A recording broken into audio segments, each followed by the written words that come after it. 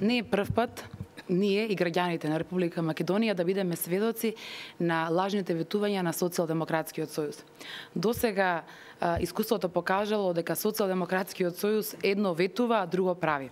Всушност, не знам зошто нивната програма се викаше План за живот, кога можеше да носи наслов "Ветуваме, но не остваруваме". Извинете, ако дозволувате, значи јас би се вклучил тука. Знаете што е интересно?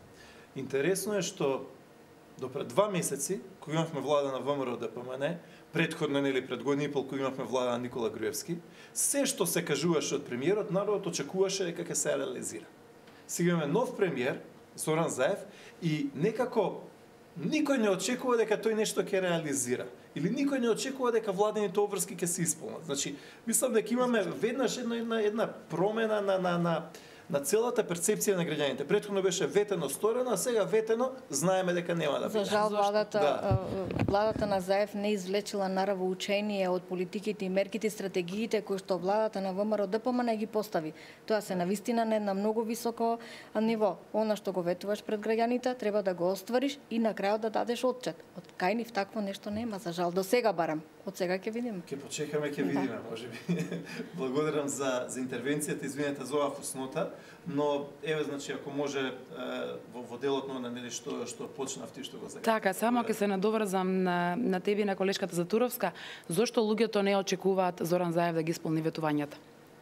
Затоа што досега искуството покажало дека Социјалдемократскиот сојуз ветува, но не остварува. Додека од друга страна имавме премиер на Република Македонија кој што покаже еден сосема нов лик на политичар. Покажа како дадениот збор ветеното се реализира. Тука е разликата помеѓу Социјалдемократскиот сојуз и ВМРО ДПМН. Значи за прв пат го сменивме ликот на политичарот. Дадениот збор пред јавноста е ветување кое што мора да се реализира.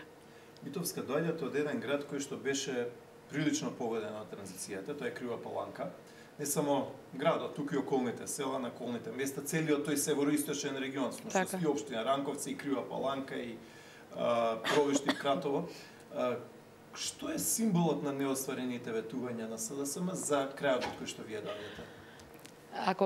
Ако образложам се што остави Социјалдемократскиот сојуз во Крива Паланка и нели околните општини, односно кое е злото што го видоа овие општини од владењето на Социјалдемократскиот сојуз, верувам дека оваа панел дискусија треба да трае многу долго.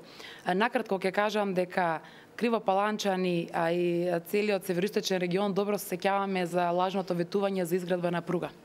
Да не ја спомнувам криминалната транзиција каде што огромен број на семејства останаа на работа на екзистенцијата. Останаа без основните приходи кои што ги земаа и од Карпош, Бентомак, Килимара, во тој период рудникот Ораница, значи металски завод Тито, значи сите тие фирми беа затворени, а луѓето останаа на улица.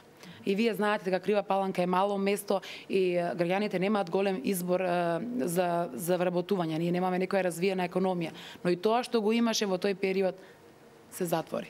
Тоа се спомените кои што Кривопаланчани се уште се сеќаваат од владењето на Социјалдемократскиот сојуз. Би сакала сега тука да нагласам за минималната плата. Се ветуваше минимална плата од 16.000 денари. Вака, сите ние добро знаеме дека за да се зголеми минималната плата не треба да има само добра волја на премиерот. Значи не може минималната плата да се зголеми на 16.000 денари само затоа што така сака премиерот Зоран Заев.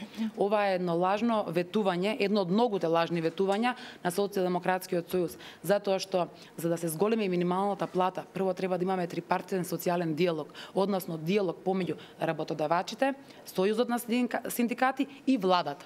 Значи, нема тука само желба за зголемување. Напротив, треба да се направи диалог за да се видат кои се условите, кои се можностите за зголемување на минималната плата. Значи, за прв пат досега владата на ВМРО ДПМН воведе закон за минимална плата. Значи, за прв пат беа направени, претходно немаше, значи законски не беше загарантирана минималната плата на работниците. За прв пат ова е привилегија воведена од страна на ВМРО ДПМН. Пред 2 години заедно гласавме во собранието на. Сега што е проблемот? Значи, за да биде иронијата поголема, Зоран Заев ветува зголемување на минимална плата, а од друга страна во неговите фирми, кои што ги има многу на број, се уште ја дава најниската минимална плата.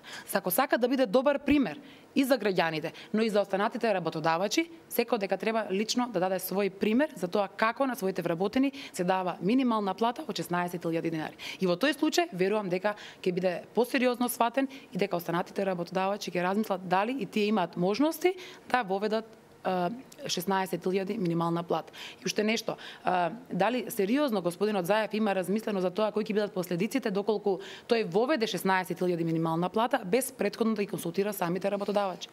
Дали ќе се доведеме во ситуација да се повтори минатото, односно да имаме голем број на отпуштања на работници? Дали сакаме да се вратиме назад или треба да одиме напред и да се бориме за секое работно место, односно да се зголеми бројот на вработени, да се намали стапката на невработени лица во Република Македонија. Благодарам. Ви благодарам на оваа интервенција. После тоа би сакал малце нешто да поразговараме во врска со невработеноста во Крива Паланка, колкава беше, колкава е сега.